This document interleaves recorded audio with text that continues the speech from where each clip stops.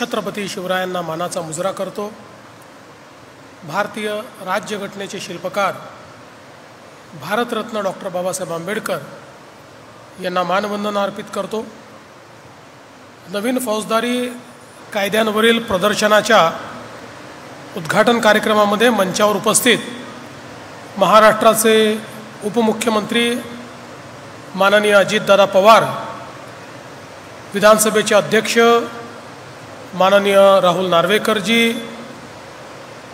राज्याचे कौशल्य विकास मंत्री मंगलप्रभात लोढाजी, मुख्य सचिव श्री राजेश कुमार जी, अप्पर मुख्य सचिव श्री इकबाल सिंह चहल, राज्याच्या पोलीस महासंचालक श्रीमती रश्मी शुक्ला, या ठिकाणी उपस्थित सर्व वरिष्ठ पोलीस अधिकारी, सर्व आपल्या वेगवेगळ्या विभागांचे अधिकारी आणि उपस्थित सर्व भगिनी आणि बंधूंनो, आज एक अतिशय चांगली प्रदर्शनी 3 नवीन कायद्यांची संपूर्ण माहिती देणारी त्याचं नुकतंच आपण उद्घाटन केलं आहे।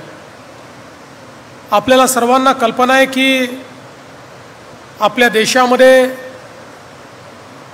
भारतीय दंड संहिता, IPC, फौजदारी प्रक्रिया संहिता CRPC आणि इंडियन एव्हिडन्स ॲक्ट असे 3 कायदे हे ब्रिटिशांनी तयार केलेले कायदे होते।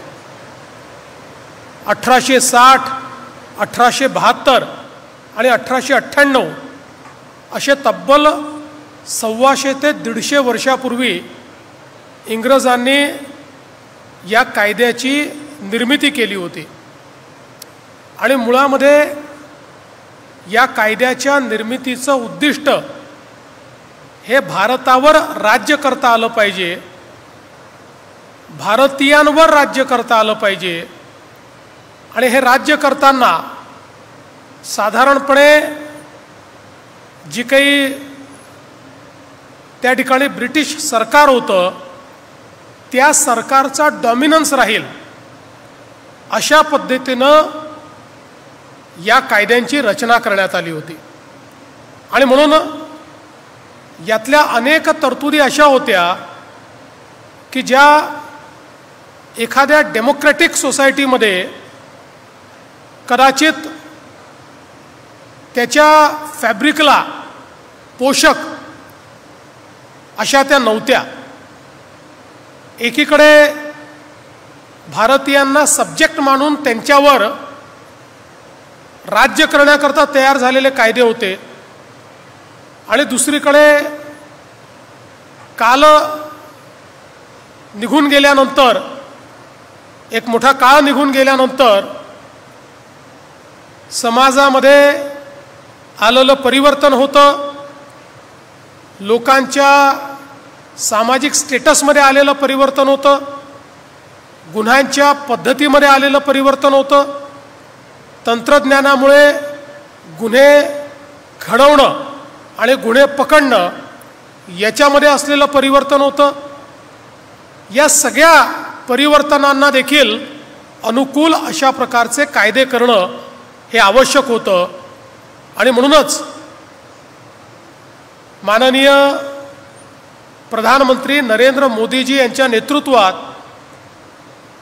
देशाचे गृहमंत्री श्री अमितभाई शाह यांनी 3 नवीन कायदे हे संसदेमध्ये मंजूर केले।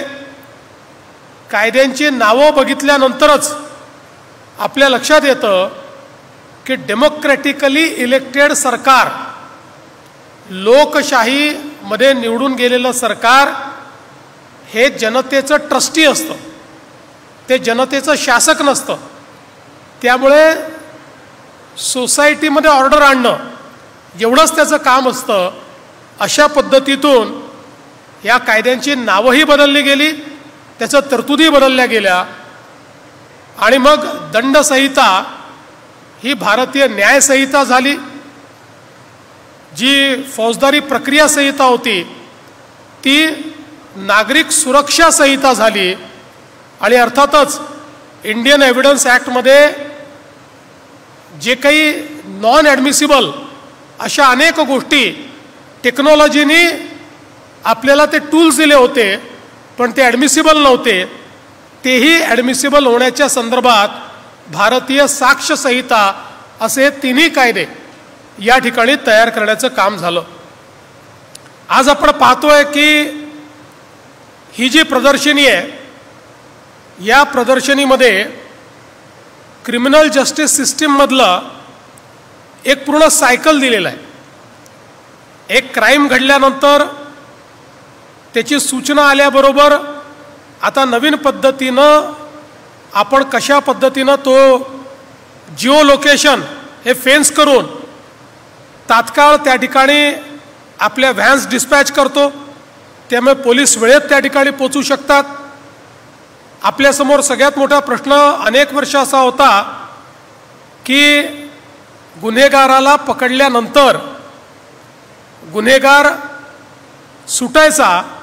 याचं कारण मोठ्या प्रमाणात आपले साक्षीदार होस्टाईल व्हायचे, चेन ऑफ एव्हिडन्स जी आहे ती योग्य प्रकारे प्रिझर्व केलेली नसायची, फॉरेन्सिक आणि टेक्निकल एव्हिडन्स हा ज्या प्रकारे ॲप्रिशिएट केला गेला पाहिजे तो आपण तो त्या पद्धतीने आपण करत नव्हतो. आणि म्हणून अनेक वेळा मोठ्या मोठ्या गुन्ह्यांमध्ये देखील गुन्हेगार सुटायचे. आपण जर बघितलं तर 2013 साली आपला रेट ऑफ कन्व्हिक्शन हा 9% होता. 9 म्हणजे 100 गुन्हे नोंदवल्यानंतर किंवा प्रॉसिक्युशनला गेल्यानंतर 91 लोक त्यातनं सुटायचे. आज आपण 53% पोचलो आहोत. अजूनही चांगलं आहे हे, पण खूप चांगलं नाही आहे. म्हणजे 9%हून 53%वरचा आपला प्रवास गेल्या 10 वर्षातला. अनेक आपण वेगवेगळ्या पद्धतीनं त्या ठिकाणी जे काही निर्णय केले, विशेषतः 14 शासन निर्णयातनं आपण 53% आता पोचलो आहोत. पण हे जे नवीन कायदे तयार झालेले आहेत, हे नवीन कायदे आपल्याला 90% नेऊ शकतात अशा पद्धतीची या कायद्यांनी व्यवस्था उभी केली आहे. आणि म्हणून मग कॉल डिस्पॅच झाल्यानंतर एव्हिडन्स कलेक्शन झाल्यानंतर त्या ठिकाणी आता सगळ्या गोष्टींचे आपण प्लॅटफॉर्म्स तयार केलेले आहेत. आपण त्याच्यात बघू शकतो की कशा प्रकारे वेगवेगळ्या आपल्या डेटाबेसेसचा उपयोग करून आपण फिंगरप्रिंट्स मॅच करू शकतो, फेस मॅच करू शकतो, DNA मॅचिंग करू शकतो. म्हणजे पूर्वीच्या काळात एका राज्यात गुन्हा करून दुसऱ्या राज्यात पळून गेल्यानंतर तो गुन्हेगार कधीच सापडायचा नाही. पण आता ऑल इंडिया डेटाबेसेस तयार झाल्यामुळे पटकन आपल्याला त्या डेटाबेसेस मॅच करता येत आहेत आणि त्यांना आपल्याला शोधून काढता येत आहे. आता तर महाराष्ट्रासारख्या राज्यामध्ये जवळपास सगळी शहरं ही आपली CCTVच्या कव्हरेजमध्ये आल्यामुळे आणि अनेक ठिकाणी फेस रिकग्निशनचे कॅमेरे आहेत, वेगवेगळ्या पद्धतीच्या आपल्याकडे टूल्स आहेत, त्यातनं आपण लवकर आरोपीला पकडू शकतो. आणि या सगळ्या प्रक्रियेमध्ये पूर्वी आपल्याला कल्पना आहे की मेडिको लिगल केसेसमध्ये खूप वेळा मेडिकल एव्हिडन्समध्ये टॅम्परिंग व्हायचं, वेळेवर त्या ठिकाणी रिपोर्ट्स यायचे नाहीत. या सगळ्या गोष्टी आता आपल्या या प्लॅटफॉर्म्सवर आल्यामुळे त्या ठिकाणी जी काही कागदपत्रं आहेत ती डायरेक्ट त्या ठिकाणी आपल्या व्यवस्थेमध्ये जातील आणि मेडिकल कॉलेज असेल किंवा जी काही आपली हॉस्पिटल असतील त्यांनाही त्या संदर्भातले रिपोर्ट हे त्या ठिकाणी व्हर्च्युअली पाठवण्याची आता सगळी व्यवस्था झाल्यामुळे या सगळ्या गोष्टींमध्ये जो काल अपव्यय व्हायचा आणि त्याहीपेक्षा ह्युमन इंटरव्हेन्शन असल्यामुळे टॅम्परिंग व्हायचं ते देखील होण्याची आता शक्यता उरलेली नाही. त्यासोबत प्रॉसिक्युशनमध्येही आता खूप बदल आपण केलेले आहेत. या सगळ्या कायद्यांमुळे आपल्याला इथे पाहायला मिळालं की पूर्वी जे तारीख पे तारीख व्हायचं ते आता करता येत नाही. आता जर त्या ठिकाणी डिफेन्सने 2पेक्षा जास्त वेळा ॲडजमेंट मागितली तर प्रॉसिक्युशनला ऑब्जेक्शन घेता येतं आणि त्या केसमध्ये जी काही तारीख आहे ती पुढची तारीख मिळणार नाही असं माननीय न्यायालय सांगतं आणि त्यातनं वेळेत एखाद्या केसचा निकाल लावणं हे शक्य आहे. मला स्वतःला याची कल्पना आहे. आम्ही देखील आता अनेक आंदोलनं करायचो, अनेक आंदोलनात केसेस लागायच्या. मला आठवतं की 1990 साली माझ्यावर जी केस लागली होती त्या केसमध्ये चार्जेस फ्रेम झाले 2010 साली आणि केस अगदी छोटीशी कुठल्या तरी आंदोलनाची केस होती. त्यामुळे एक प्रकारे न्यायालयाचंही वेळेचा अपव्यय, तोपर्यंत त्या पोलीस स्टेशनमधले सगळे लोक रिटायर झालेले असल्यामुळे त्याचा रेकॉर्डही सापडत नाही, अशा प्रकारची अवस्था. आता या सगळ्या गोष्टी आता मला असं वाटतं दूर होणार आहेत आणि एका निश्चित अशा पद्धतीच्या जी काही त्या ठिकाणी व्यवस्था आहेत, या व्यवस्थेतनं अशा प्रकारच्या सगळ्या केसेसमध्ये आणि गंभीर केसेसमध्ये आपल्याला वेळेत हा न्याय देता येणार आहे. आज आपल्याला कल्पना आहे की इतक्या मोठ्या प्रमाणात आपल्याकडे आता सायबर क्राईम तयार झालेला आहे. सायबर क्राईममध्ये आता महाराष्ट्रामध्ये आपण तयार केलेली सायबर लॅब ही देशातले सगळ्यात चांगलं आपलं सायबर हेडक्वार्टर आहे. आपल्याकडे कॅपेबिलिटीज आहेत. नुकतंच आपल्यापैकी अनेकांनी बघितलं असेल की सायबर बुलिंगपासनं आपण जवळपास 60पेक्षा जास्त मुलींना वाचवल्याची एक बातमी ही काल त्या ठिकाणी आली होती. त्यामुळे आता या सगळ्या ज्या नवीन टूल्स आहेत, हे टूल्स जरी आपण तयार केले पण त्या टूल्सच्या माध्यमातनं जो काही एव्हिडन्स आपल्याकडे प्राप्त होतो त्या एव्हिडन्सची ॲक्सेप्टेबिलिटी ही जर कायद्यामध्ये नसली, तो ॲडमिसिबलच नसला, तर या एव्हिडन्सचा काही फायदा नाही. आणि म्हणून आता नवीन इंडियन एव्हिडन्स ॲक्टमध्ये किंवा भारतीय साक्ष्य संहितेमध्ये अशा प्रकारचे डिजिटल एव्हिडन्सेस, इलेक्ट्रॉनिक एव्हिडन्सेस या संदर्भातही ॲडमिसिबिलिटी आल्यामुळे आपल्याला एखाद्या व्यक्तीला अनेक वेळा ज्यावेळेस थेट एव्हिडन्स नसतो पण अतिशय स्ट्रॉंग अशा प्रकारचा सर्कमस्टॅन्शियल एव्हिडन्स असतो की जो इतर एव्हिडन्सला ॲप्रिशिएट करू शकतो, अशा केसेसमध्ये आता या ॲडमिसिबिलिटीमुळे आपण टेक्निकल मुद्द्यांवर अपराधी सुटणार नाही तर त्यालाही शिक्षा देता येईल, अशा प्रकारची व्यवस्था या ठिकाणी तयार झाली आहे. विशेषतः आता फॉरेन्सिकमध्ये आपण 7 वर्षापेक्षा वरच्या गुन्ह्याला फॉरेन्सिक व्हॅन त्या ठिकाणी नेऊन आणि सगळ्या प्रकारचे फॉरेन्सिक एव्हिडन्सेस जमा करतो आणि ही जी काही सगळी त्याची प्रिझर्वेशनची व्यवस्था ही आपण तयार केलेली आहे. यामुळे निश्चितपणे खूप मोठा त्याचा फायदा होणार आहे.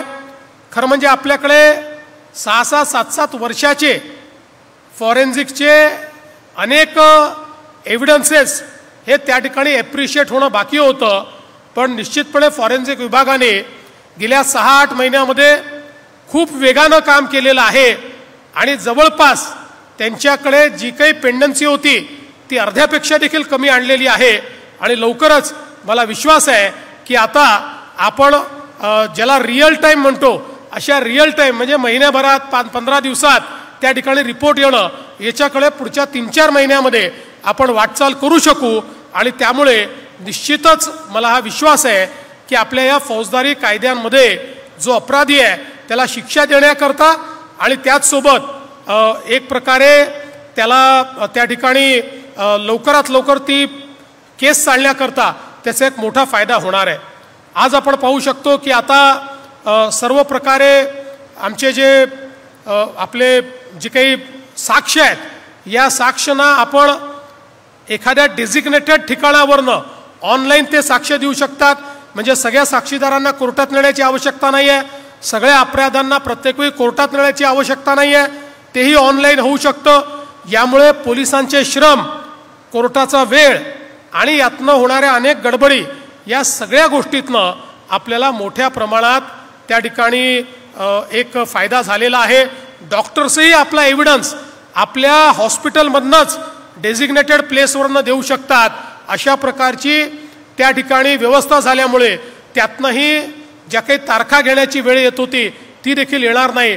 असे अनेक बदल आज या कायद्यांनी केल्यामुळे या देशामध्ये निश्चितच आपली जी क्रिमिनल जस्टिस सिस्टीम आहे या सिस्टीममध्ये एक आमूलाग्र बदल आज झालेला आपल्याला पाहायला मिळतोय। पण हे सगळं जरी झालं असलं तरी नागरिकांसहित सगळ्या स्टेक होल्डर्सला जोपर्यंत याची माहिती मिळत नाही तोपर्यंत आपण म्हणतो जंगल में मोर नाचा किसने देखा तशी याची अवस्था आहे। त्यामुळे फक्त अधिकाऱ्यांना कर्मचाऱ्यांना माहिती होऊन फायदा नाही, वकिलांना नाही माहिती असली पाहिजे, जे आपलं लॉचं शिक्षण घेत आहेत त्यांनाही याची माहिती असली पाहिजे आणि नागरिकांनाही याची माहिती असली पाहिजे की आपले अधिकार काय आहेत, आता काय नेमकं हा बदल झालेला आहे। अशा सगळ्या गोष्टी या प्रदर्शनाच्या माध्यमातून आपण अचीव करणार आहोत। त्यामुळे येत्या काळामध्ये आपण निश्चितपणे मोठ्या प्रमाणात सगळ्या लॉ कॉलेजच्या स्टुडंट्सला इथे इन्व्हाइट करणार आहोत। माझी अशी सूचना आहे की होम सेक्रेटरींनी हे जे प्रदर्शन आहे हे पहिल्यांदा मुंबईनंतर सगळ्या महसुली हेडक्वार्टर्सला, सगळ्या विभागीय आयुक्ताचं जे हेडक्वार्टर आहे त्या भागामध्ये याचं प्रदर्शन लावावं आणि मग त्यानंतर कदाचित थोडं स्मॉल स्केलला आपल्याला करता येईल, पण प्रत्येक जिल्ह्यामध्ये आपण हे लावावं जेणेकरून खूप चांगल्या पद्धतीनं त्या ठिकाणी आपण याचा प्रचार आणि प्रसार करू शकू।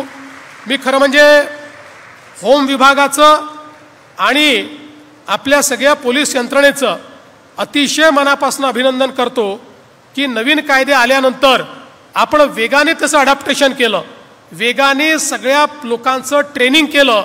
आज 60 दिवसात जिथे आपल्याला चार्जशीट पाठवायची आहे तिथेही अतिशय चांगल्या पद्धतीनं आपण ती चार्जशीट पाठवतो। 90 दिवसात जिथे पाठवायची आहे त्याचाही स्कोर आपला अतिशय चांगला झालेला आहे।